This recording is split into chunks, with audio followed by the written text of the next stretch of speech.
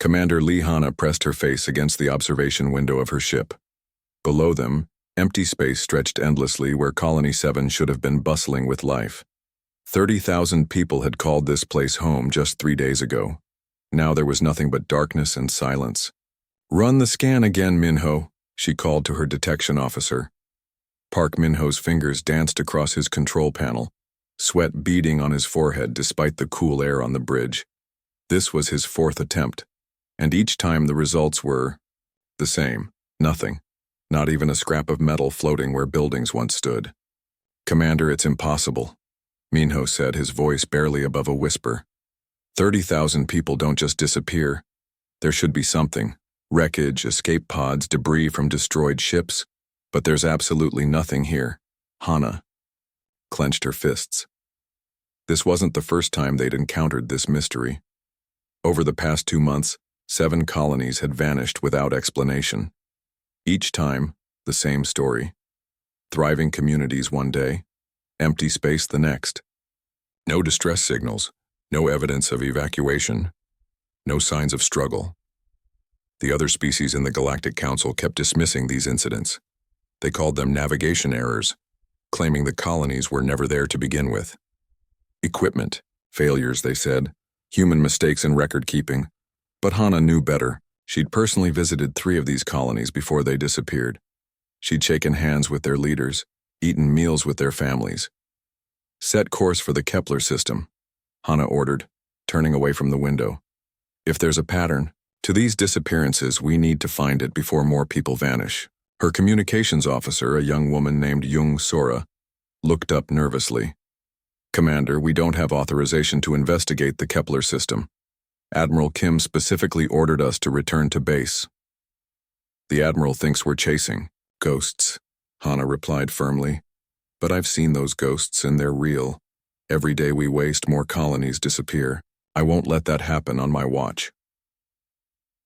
The journey to Kepler took 6 hours. During that time, Hana gathered her senior staff in the briefing room. They were all humans, all considered inexperienced by the other galactic species.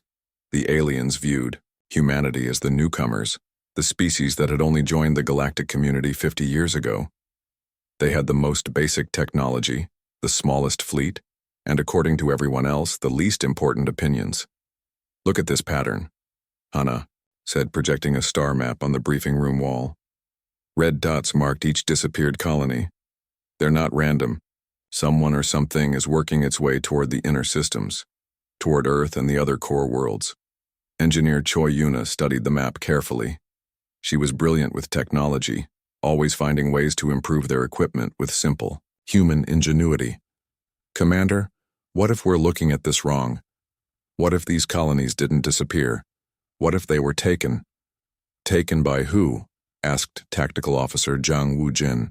"No species in the galaxy has the technology to move entire colonies without leaving traces."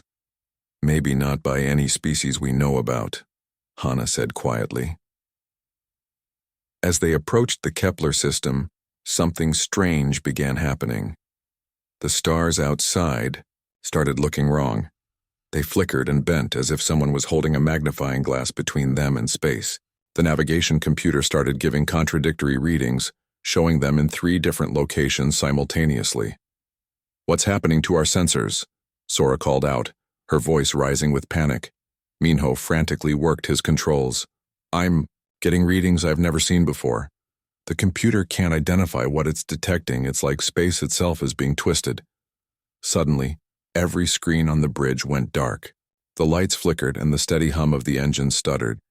Yuna rushed to her engineering station, her hands flying over the controls. "Something's jamming our electronics," she reported. "It's not like any interference I've encountered.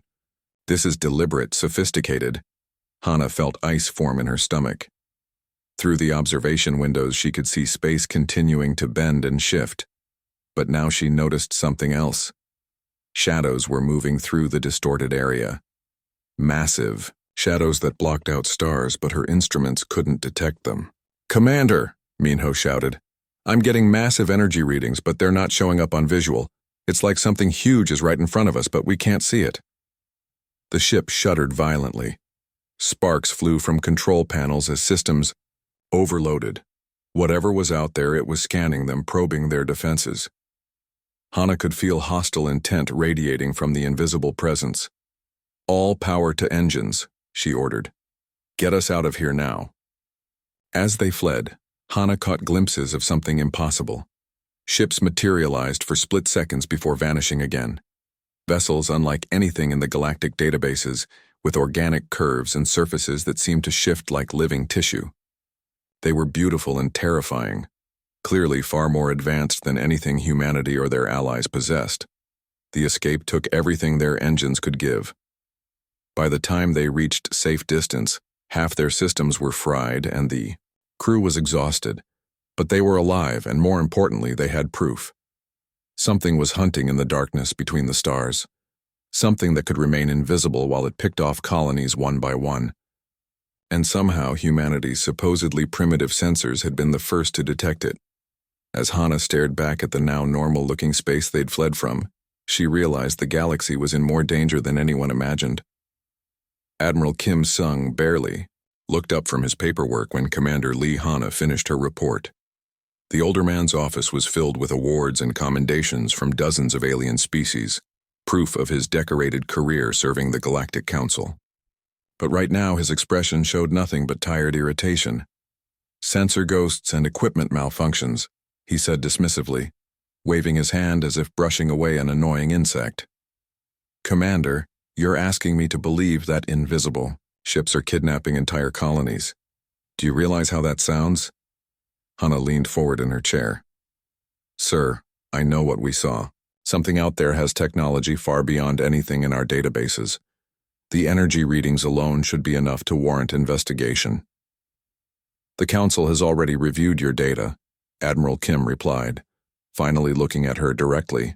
"Their scientists say it's nothing more than solar interference and gravitational anomalies. Natural phenomena that your crew misinterpreted due to stress and inexperience." "Inexperience?" Hana's voice rose slightly. "Sir, I've been commanding ships for 8 years. My crew knows the difference between solar flares and hostile scanning." The Admiral stood up, his patience clearly exhausted. "The matter is closed. Commander, return to routine patrol duties. And next time, don't waste the Council's time with ghost stories." Walking out of the Admiral's office, Hana felt anger burning in her chest. 7 colonies had vanished, and the leadership was treating it like a paperwork error. But she couldn't let it go. Somewhere out there, people were disappearing, and she might be the only one who could help them. That night, she gathered her most trusted officers in her private quarters aboard the ship. Park Min-ho sat across from her, still looking shaken from their encounter. Engineer Choi Yuna had brought a tablet full of technical diagrams, while Tactical Officer Jang Woo-jin kept checking the door nervously. "I'm going back," Hana announced without preamble. With or without authorization, Woo-jin shook his head immediately. "Commander, that's career suicide. If the Admiral finds out, we'll all be court-martialed." "People are dying," Hana replied, firmly. "I didn't join the fleet to file reports and ignore threats. If the Council won't listen, then we'll get proof they can't ignore." Yuna looked up from her tablet. "Actually, I might have an idea about that." She turned the screen toward them, showing modified sensor configurations. "What if the problem isn't what we're looking for, but how we're looking for it?" She stood up, her excitement growing as she explained. "Think about it. All the other species have incredibly advanced sensor technology. They can detect energy, signatures from light years away, analyze molecular compositions through space, track individual ships across entire solar systems. But what if that advancement is actually a weakness?" Minho frowned. "How can better technology be a weakness?" "Because it's predictable," Yuna continued. "Whatever's out there might have designed their cloaking specifically to fool advanced sensors. But human technology is different. We use simpler systems, older principles. My grandmother always said that humans see things others miss because we don't overthink everything." Over the next 3 days, Yuna worked around the clock modifying their detection arrays. She stripped away the sophisticated alien improvements and went back to basic human engineering principles. Instead of relying on computer analysis, she created systems that would give raw data directly to human operators. It's like the difference between a microscope and the naked eye, she explained as she finished the modifications. Sometimes you need to step back to see the whole picture. When they returned to the anomaly zone, Hana felt her heart pounding. Space around them began to distort just like before, but this time they were ready. Yuna sat at her modified sensor station, watching displays that showed patterns instead of processed data. "Wait," she whispered, her eyes widening. "I'm seeing something. The distortions aren't random. They're following patterns like something massive is moving through space but bending light around itself." Suddenly, Minho's voice cut through the bridge. "Contact. Multiple contacts. Massive signatures, directly ahead of us." The invisible fleet materialized like a nightmare coming to life. Dozens of ships appeared where empty space had been moments before. Each vessel was enormous, easily 3 times the size of their own ship. The hulls looked organic, like they'd been grown rather than built, with surfaces that seemed to shift and breathe in the starlight. "They're beautiful," Sora whispered, from her communication station. But beauty quickly turned to terror as the alien ships began moving with predatory grace. They surrounded Hana's single vessel like wolves circling prey. Energy readings spiked as the lead ship began scanning them with technology that made their instruments scream warnings. "They're surprised," Wujin reported, studying his tactical displays. "I think they expected to remain invisible. They're not used to being detected." The scanning stopped, replaced by something far more dangerous. The lead vessel's hull split open, revealing a weapon unlike anything in galactic databases. Pure energy began building inside the opening, enough power to vaporize their ship instantly. Hana's mind raced. Every military manual, every tactical guide said to retreat when facing superior firepower. But something her old instructor had taught her came back. Sometimes the only way to survive was to do something completely unexpected. "Hold on," she called to her crew, then executed a maneuver that would have gotten her expelled from any military academy. Instead of retreating or trying to dodge, she flew directly toward the alien weapon, then suddenly spiraled in a pattern that defied all logic. It was chaotic, unpredictable, and completely insane. The alien ship's weapon fired where they should have been, but Hana's impossible maneuver had put them in the one place no tactical computer would predict, directly underneath the enemy vessels. "Blind spot, now!" she shouted. "Download everything you can from their systems." As they escaped, dodging between the confused alien ships, Yuna managed to steal data fragments from their computers. But more importantly, they'd learned something crucial about their enemy. These beings were hunters, and they'd been hunting in the shadows for a very long time. Dr. Kang Jiho had spent 3 sleepless days analyzing the data fragments that Commander Hana's crew had stolen from the alien ships. His small laboratory aboard the research station was cluttered with empty coffee cups and crumpled papers.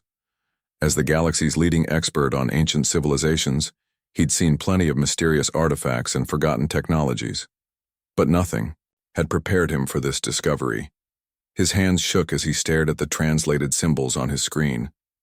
The language was impossibly old, predating every known civilization in the galaxy. But somehow, fragments of it appeared in the oldest archives of a dozen different species. It was like finding the same nightmare recorded by civilizations that had never met each other. "Commander Hana?" he called over the communication system, his voice hoarse from exhaustion. "You need to see this immediately, and bring the council, representatives. They're not going to believe this unless they hear it directly from me." An hour later, the emergency council chamber was filled with representatives from 12 different species. The Velton ambassador floated in his liquid-filled tank, tentacles writhing with nervous energy. The crystalline Corithian delegate sparkled under the chamber's lights while the massive earthen representative had to crouch to fit through the doorway. Despite their different forms, they all shared the same expression of skeptical impatience. Hana stood beside Dr. Kang as he activated the main display screen. Ancient symbols filled the projection, accompanied by rough translations in dozens of languages. "They call themselves the Devourers," Dr. Kang began, his academic voice carrying clearly through the chamber. "According to these fragments, They're not just any alien species. They're the reason why so many ancient civilizations disappeared without explanation. The Veltan ambassador's tentacles twisted dismissively. Professor, surely you're not suggesting that a single species could have destroyed multiple galactic civilizations. The logistics alone would be impossible. That's exactly what I'm suggesting, Dr. Kang replied firmly. He changed the display to show a timeline stretching back millions of years. 3 million years ago, there was a galactic community much like our own. Hundreds of species, thousands of worlds, all connected by trade and communication. Then, over the course of just 50 years, they all went silent. He clicked to the next slide, showing empty star systems where thriving civilizations once existed. The eldest archives from the Andromedans contain fragments of their final transmissions, ships vanishing in deep space, colonies disappearing overnight, entire fleets engaging enemies they couldn't see or detect. The chamber erupted in multiple languages as representatives argued among themselves. The Corinthian delegate's crystalline voice cut through the chaos. Even if such events occurred, how do you know these devourers were responsible? Ancient records are notoriously unreliable. Hana stepped forward, her jaw set with determination. Because they match exactly what we're seeing now. The same tactics, the same technology, the same pattern of systematic harvesting. Dr. Kang nodded grimly. The archived records describe the devourers as a species that had evolved beyond physical limitations. They could absorb and convert matter at the molecular level, turning entire worlds into resources for their fleet. But more importantly, they had developed technology that made them essentially invisible to conventional detection methods. Then how were they stopped? Asked the earthen representative, his deep voice rumbling through the chamber. They weren't stopped, Dr. Kang said quietly. According to the final transmissions, the devourers simply vanished. One day they were consuming civilizations, the next day they were gone. The survivors assumed they had destroyed themselves or moved beyond the galaxy entirely. He changed the display again, showing stellar maps of dark space between galaxies. But what if they didn't leave?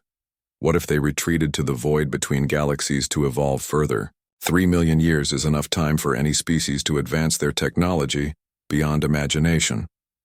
The Veltan ambassador's tank bubbled with agitation.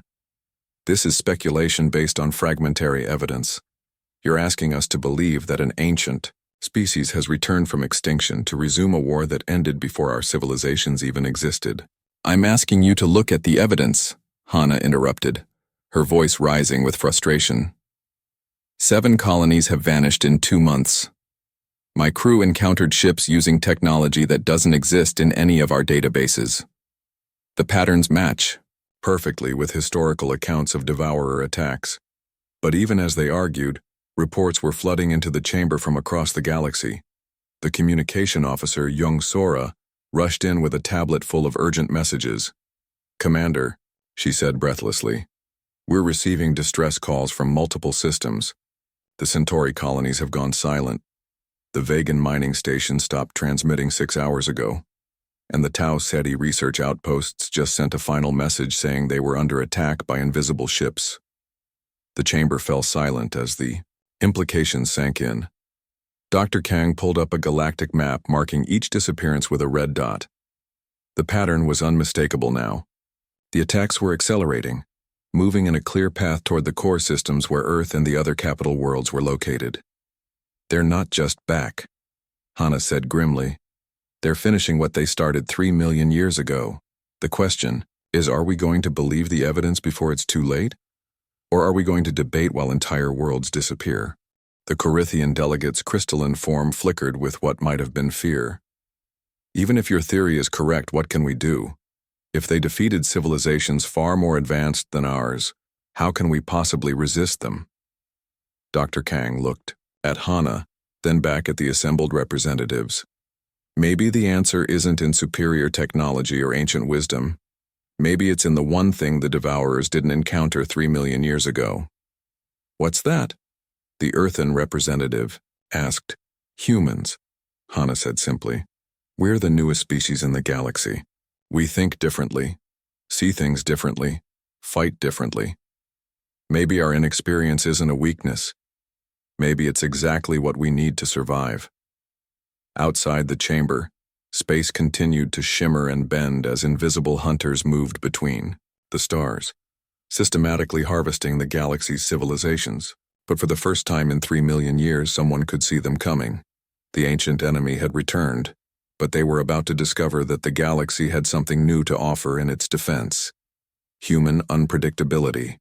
The emergency alarms, screaming through Galactic Command headquarters, told the story that no one wanted to hear. In the past week, the invisible enemy had struck at the heart of galactic civilization. The Altarian home fleet, 200 of the most advanced warships in known space, had simply vanished while defending their capital world. Not destroyed, not defeated in battle, just gone as completely as if they had never existed. Admiral Kim Seung stood in the command center, watching display screens that showed nothing but empty space where thriving star systems had been days before. His face had aged years in the past month, and his hands trembled slightly as he reviewed the casualty reports. Billions of lives lost, entire species driven to the edge of extinction, and conventional military forces proving completely useless against an enemy they couldn't even see. "Sir," his aide reported quietly, "the Confederation Council is ready for the emergency session." The council chamber had never seen such desperation. Representatives from surviving species huddled together, their usual diplomatic pride replaced by raw fear. The mighty Carithian delegate, whose crystalline people had ruled star systems for millennia, now flickered weakly under the chamber lights. The Veltian ambassador's tank showed stress patterns in its bioluminescent displays. "We've lost 60% of our combined fleets," the Earthen representative reported, his massive frame slumped in defeat. "Our most advanced battle cruisers fire blindly at empty space while invisible enemies tear them apart. Our sensor networks detect nothing until it's too late." Commander Hana watched from the human delegation section, her small group looking insignificant among the towering aliens and their advanced technology. But she noticed something the others had missed. While every other species was talking about their failures, about what they couldn't do, humans were quietly discussing possibilities. Engineer Yuna was sketching modifications on her tablet. Tactical Officer Wu Jin was reviewing battle reports, looking for patterns that others had missed. Even young Ensign Nam Su was taking notes, his mind working on problems that seasoned alien strategists had declared unsolvable. "The situation is hopeless," the Carithian delegate announced, his voice carrying the weight of ancient wisdom. "We face an enemy that has had 3 million years to perfect their warfare. Our technology, our tactics, our entire understanding of combat is insufficient." That's when Admiral Kim surprised everyone, including himself. "Give command to the humans." The chamber fell silent. Several representatives began to protest simultaneously, but Kim raised his hand for silence. "Every other approach has failed," he continued. "Our advanced sensors can't detect them. Our sophisticated weapons can't target them. Our time-tested strategies mean nothing against an enemy that can remain invisible. Maybe it's time to try something different." Hana found herself standing before the assembled representatives of galactic civilization, feeling the weight of their desperate hope. These beings had ruled the stars for thousands of years, built technologies that could reshape planets and conquered diseases that had plagued their species for millennia. Now they were looking to humanity, the galaxy's newest and supposedly least advanced species, for salvation. "I won't lie to you," Hana began. "We don't have better weapons or more advanced ships. Our technology is still considered primitive by galactic standards, but maybe that's exactly what we need right now." She activated a display showing the recent battle reports. "Look at these engagement records. Every time our forces followed standard military doctrine, they were defeated. The Devourers can predict logical responses, counter organized tactics, and adapt to systematic approaches. They've had millions of years to study conventional warfare." Yuna stepped forward with her tablet. "But human warfare isn't conventional. We've spent our entire history fighting each other in ways that often made no logical sense. We've developed tactics based on desperation, creativity, and pure stubbornness." Over the next few days, Hana found herself commanding a joint task force of 60 ships from 12 different species. The alien crews were initially resistant to human methods, trained as they were in precision, order, and logical thinking. But necessity forced them to listen as human officers taught them concepts that violated everything they'd learned about space combat. "Forget everything you know about formation flying," Wu Jin explained to a group of Carithian pilots. "We're going to teach you something called organized chaos. You'll stay close enough to support each other, but far enough apart that the enemy can't predict your movements." The first test came near Proxima Station, where a Devourer scout force was harvesting a mining colony. Traditional tactics would have called for a coordinated approach, with ships maintaining formation and following a predetermined attack plan. Instead, Hana's mixed squadron did something that horrified the alien officers. They attacked randomly. Ships broke formation at unpredictable intervals. Squadrons split and reformed without orders. Captains made decisions based on instinct rather than tactical analysis. To any logical observer, it looked like complete chaos. But chaos was exactly what the Devourers couldn't handle. Their perfect collective consciousness, evolved over millions of years, was designed to counter organized resistance. When faced with enemies who refused to follow any pattern, their coordination began to break down. "It's working," Minho reported from his sensor station. "Their ships are hesitating, making mistakes. They can't adapt to true randomness." The breakthrough moment came when Ensign Nam Su suggested something that made every alien officer cringe. "What if we don't try to fight logically? What if we just make it up as we go along?" During the next engagement, Hana's forces did exactly that. Human crews taught alien pilots to trust their instincts instead of their computers. Engineers learned to modify systems on the fly, rather than following technical manuals. Gunners practiced shooting at targets they couldn't see using intuition instead of targeting computers. The results were revolutionary. For the first time since the war began, Devourer ships began appearing on sensors as their cloaking systems struggled to adapt to unpredictable human tactics. When your enemy couldn't predict what you were going to do, their advanced planning became useless. "They're becoming visible," Yuna announced with amazement during one battle. "Their stealth technology is breaking down because they can't compensate for random behavior patterns." Word spread quickly through the surviving fleets. Human tactical advisors were assigned to every ship, teaching alien crews to embrace the chaos that went against every instinct they'd developed over millennia of civilization. The galaxy's most advanced species were learning to fight like the youngest, most unpredictable species they'd ever encountered. And for the first time since the ancient enemy returned, they were winning. The massive staging area at the galactic core stretched across an entire star system. Hundreds of Devourer ships, each one the size of a city, floated in perfect formation around a structure that defied imagination. The enemy mothership was so enormous that it blocked out nearby stars, its organic hull pulsing with energy that could power entire civilizations.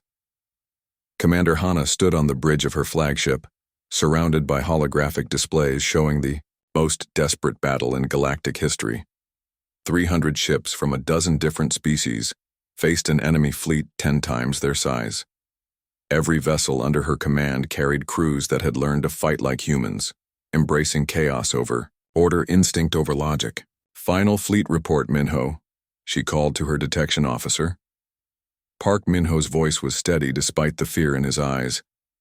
"All ships reporting ready, Commander. The Carithian crystals are flickering with battle excitement. The Veltan bioships are charged to maximum capacity, and the earthen heavy cruisers are loaded with every weapon they have." Engineer Yuna looked up from her station, where she'd been coordinating with alien technical crews across the fleet. "Commander, I've never seen anything like their mothership. It's not just a vessel, it's a mobile planet. The energy readings are off every scale we have." Through the observation windows, space itself seemed to bend around the Devourer fleet. Their cloaking technology was so advanced that stars disappeared and reappeared as massive invisible ships moved between them. But now, thanks to human-modified sensors and unpredictable tactics, the Allied fleet could track their movements.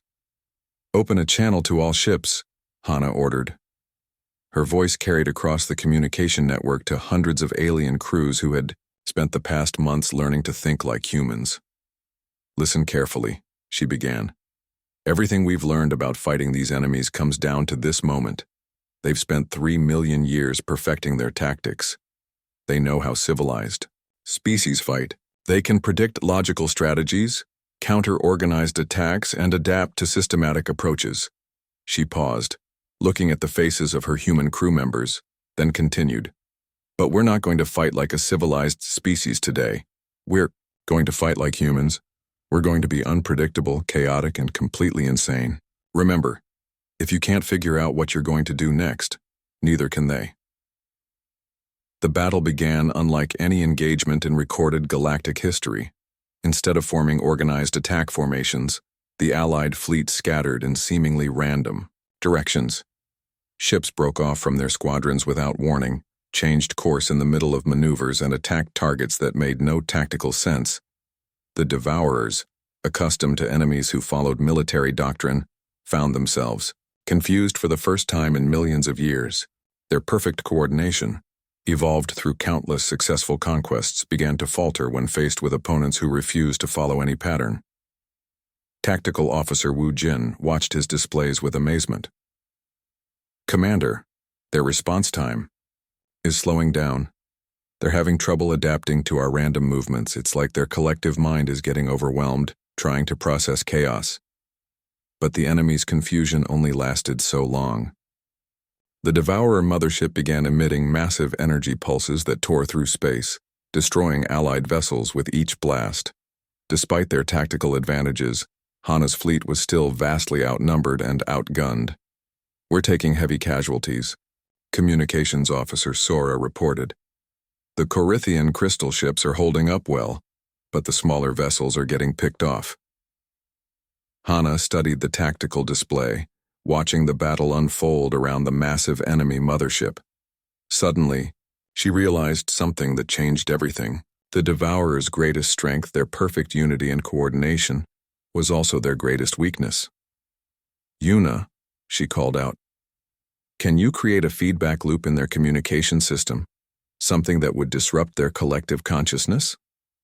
Yuna's fingers flew over her controls. "I can try, but I'd need to get close to their mothership to upload a virus into their network. Very close." "How close?" "Ramming distance," Yuna said quietly. The bridge fell silent as everyone understood what that meant. To disrupt the enemy's collective mind, someone would have to sacrifice their ship and crew in a direct collision with the mothership. Hana looked around at her crew, these humans who had somehow become the galaxy's last hope. Minho, who could see through alien cloaking technology. Yuna, who could turn primitive human engineering into weapons against advanced alien systems. Wujin, who had taught an entire fleet to fight without logic. Sora, who had coordinated chaos across hundreds of ships. "All ships, this is Commander Hana," she announced over the fleet communication system. "I'm going to attempt something that every military manual says is impossible. I'm going to ram the enemy mothership." The protests came immediately from alien commanders who couldn't understand the concept of deliberate sacrifice. But Hana continued speaking. "This isn't just about destroying their ship. It's about breaking their confidence. For 3 million years, the Devourers have believed they were invincible. They've never encountered an enemy willing to trade everything for victory. Today, they're going to learn what human determination looks like." As her flagship accelerated toward the massive enemy mothership, Hana thought about her grandmother's words from years ago. Sometimes the youngest voice in the room sees what the oldest cannot. The Devourers, ancient and powerful, had never encountered anything like human unpredictability. They had conquered civilizations, absorbed technologies, and perfected warfare over millions of years. But they had never faced an enemy that would choose certain death over possible defeat. The collision was visible across the entire star system. The explosion didn't just destroy a section of the mothership, it sent shockwaves through the Devourer, collective consciousness. For the first time in their species' history, they felt something they had never experienced: fear. Their perfect coordination shattered. Ships began operating independently, making mistakes, showing confusion. The invisible fleet that had terrorized the galaxy suddenly looked vulnerable. "All remaining ships attack now," came the order from the new fleet commander. "They're broken, hit them while they're confused." The final assault was devastating.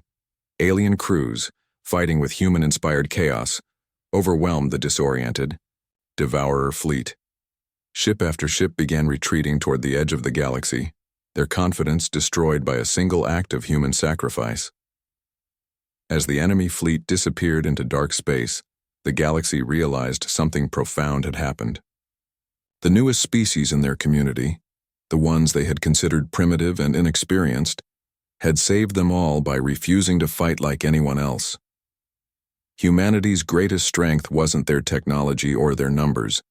It was their willingness to surprise even themselves in the face of impossible odds. The Shadow Fleet was gone, but the light of human courage would shine across the galaxy for generations to come.